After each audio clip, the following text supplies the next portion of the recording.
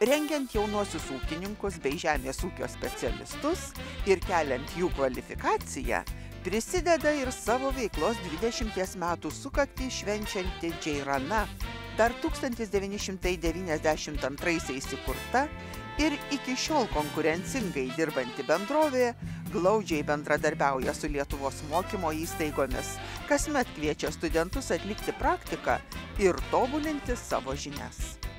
Be abejo, sulaukus 20 metų, žmogaus gyvenime tai būtų tik pirmieji žingsniai. Įmonės gyvenime 20 metų, ko gero, tai yra tikrai solidus ir brandus amžius. Kokie turėtų būti mūsų planai ir kokios turėtų būti kryptis? Pirmiausia, tai mes be abejo išliksime kaip pati didžiausia žemės ūkio technikos tiekėja Lietuvoje. Galbūt ne pagal apyvartą, bet pagal aptarnaujamų ūkininkų bendrovių skaičių. Nes vien tai, kad mes parduodame traktorių daugiau negu visi kiti kartu sudėjus, tai sako, kad mums tenka bendrauti tikrai su pačiu didžiausiu ūkininkų skaičiu. Ir mes geriausiai žinome vis dėlto, ko jiems reikia ir ko jie gyvena.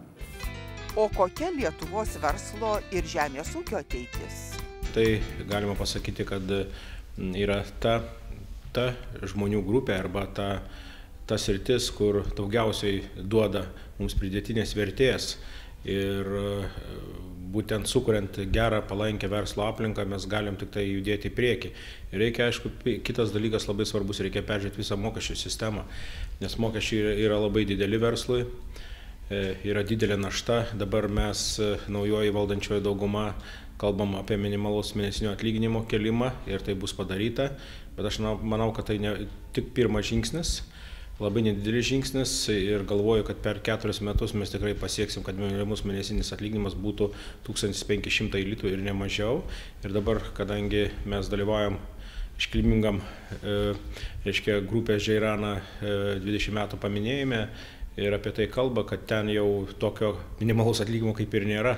Ten minimalus atlyginimas apie 2000 litų yra.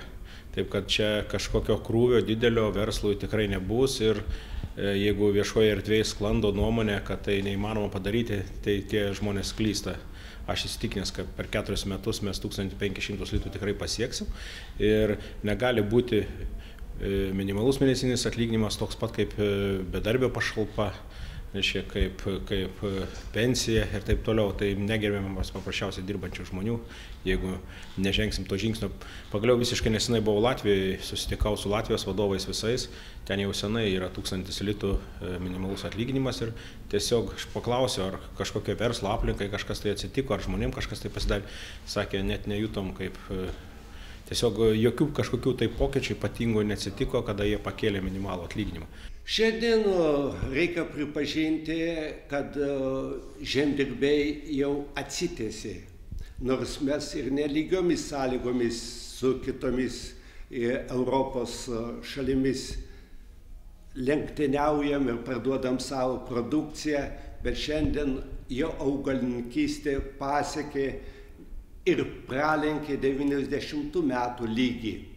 Bet deja, kodėl aš jau sustojau, pasakiau, bet deja, gyvulininkystėj mes 90 metų dar labai atsiliekam, o gyvulininkystėj nėra nei išeiginių, nei naujų metų, nei kalėdų, nei Velykų. Atėjo laikas, turi gyvuliukas pašertas. Vienu žodžiu, tai jeigu trumpai sakant, tai paprastai suprantamai ir esi labai žmogus pririštas. Ir šūkiais mes nepaskatysim, kad jį užsijungtų gyvulininkystė žemdirbiai, nes per daug gal buvom susižavėję Europos paramą ir žemdirbius nuvarėm, jeigu taip paprastai iš ūkių sumažino karvės, galvijų skaičius, kiaulių. Tik kainomis galime sugrąžinti, kad žmonės iš naujo užsiimtų gyvulininkystę.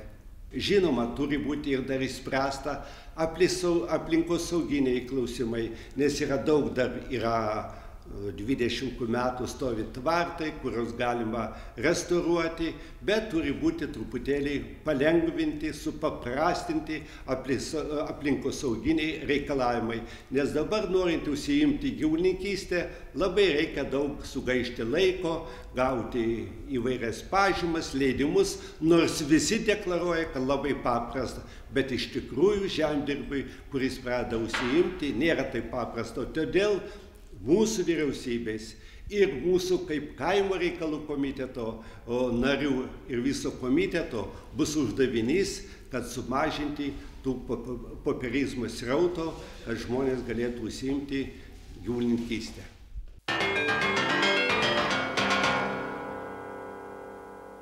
Šiandien nuo pat ryto Kaune steigiamojo Seimo aikštėje šurmuliuoja ūkininkų turgelis. Padovanojęs kauniečiams ir Kauno svečiams taujėniškio Kęstučio Dzigo pagamintais žaislais papuoštą eglutę. Susipažinkime su šiuo nagingu taujėniškiu, kartu su mama jau gerą dešimtmetį meistraujančių įvairius medžio dirbinius. Taigi mokytojas, jis ten mokyklą pagalbiniai mokytoją surado ir jam davė pjaut su tuo Lovdziku ir jo čia svajonė įsipildė. Ir tada jau Tada dar būdavo pirkti šitų brėžiniukų nukrautuvė Ukmergėj, jis atsiveža naujų brėžinėlį nusipirkis, vilkas o čia ir kas. Tai tada jau pjaustinėti, jis lievė jau išbraižinėti man tik tai, na ir pjausta, visas net šlapės prakaituotas. Pjausto iš visos širdies. Be darbo. Negali būti be darbo.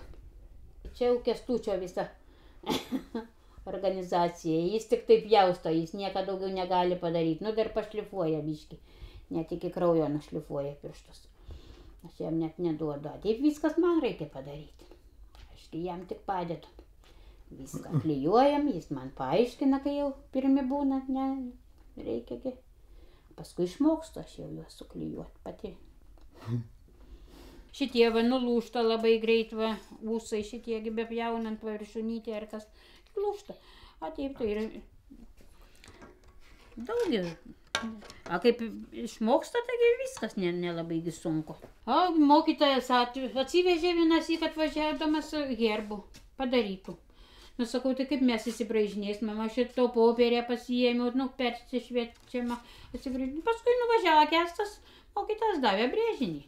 Ir tada herbas čia pagrindas reikia, tada tas arkliukas dar įsipjausta ir tada šitas va jau šiukšlytės. Čia irgi 90 gal 9 detalytės. Herbas sunku padaryti labai, jis jau ir brangiai nori, 50 litų už herbų, čia jau brangiausia jo prekė. Dėlionės tai jis nuvėja, čia toks vyrukas vedys ir su juo irgi draugauna vaikiukų turi ir jisai davė mintį, kad šitą Kęstai tu daryt vaikams dėlionės. Atėjais, man reikia dėlionės daryti. Taigi kaip daryti. Mindaugas šitas kaip, Ramūnas liepė daryti. Tai va, tada išbraižinėjam, paveiksliukai tokie. Nėra tokių paveiksliukų. Dėlionėm tai reikiagi paveiksliukų, gražių tokių. Niekur nėra pirkt dabar jokių knygučių, visi tokie kitokie. Tai dar turim dabar va jau prisbraižinėjai. Paveiksliukų tik tai nėra kada padaryti. Tai va, čia su jom irgi daug žaidimą. Dažytgi reikia, jau kad biškį skirtųsi šitie. Bet tie. Ir va.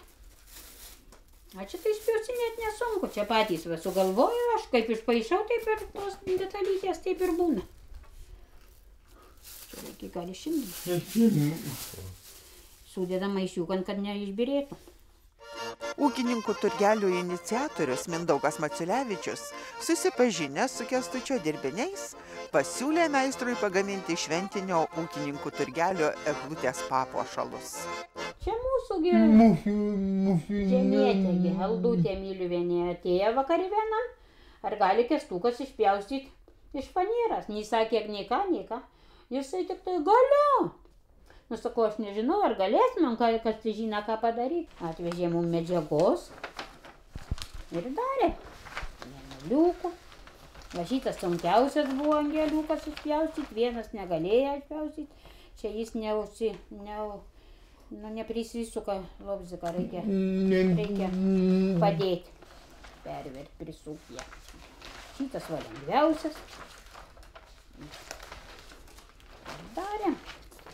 Ir angeliukas. Va, mėnuliukai, va dabar jau čia gražus, nudažyti.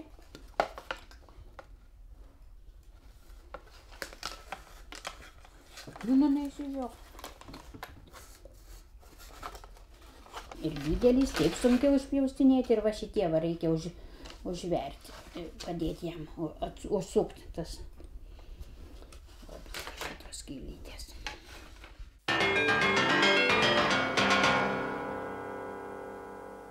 Laukiame didžiųjų žiemos švenčių. Lietuvos miestai ir miesteliai pasidabino viena už kitą gražesnėmis eglutėmis, puošniomis girliandomis. O štai Trakai ir Kalėdų senelių sostinės svečiai kiekvieną savaitgalį sulaukia vis kito Kalėdų senelio. Praėjusį šeštadienį visus didelius ir mažus, nepabūgusius šalčio ir stipraus vėjo, sveikino vokiečių Kalėdų senelis ir Vokietijos ambasados Lietuvoje atstovas. Norėčiau trumpai papasakoti apie advento papročius Vokietijoje. Jie labai skirtingi. Pavyzdžiui, kalnuotoje Saksonijoje yra įžymūs mediniai advento drožiniai. O įžymiosios žvakių šviesų piramidės gali siekti netgi keletą aukštų. Kylanti žvakių šviesa šildo piramidę ir ji pradeda suktis. Ir Vokietijoje miestų turgaus aikštėse puošiamos eglės ir žvakių šviesoje geriamas raudonas vynas bei valgomi gardumynai. Ir jums noriu palinkėti gražaus šiandieninio renginio ir linksmų kalėdų. Jo iri, jo iri, jo iri,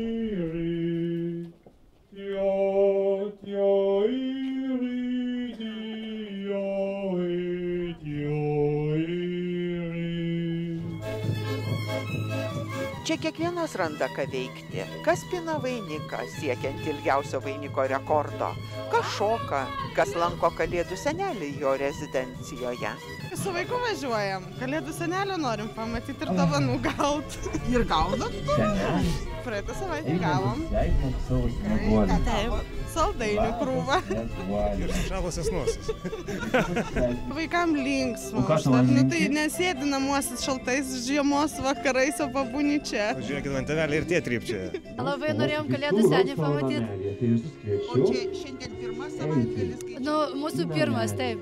Ar patinka? Labai. Nors ir šalta, bet labai patinka iš tikrųjų. Mūsų nykštukas kol kas nesušalo, tai tikimės, kad būsim iki galo ir tikrai mums labai patinka čia. Labai mylim Trakus, tai iš tą dažnyčią svečiai būnam. Labai smagu. Manau, kad tikrai labai smagu.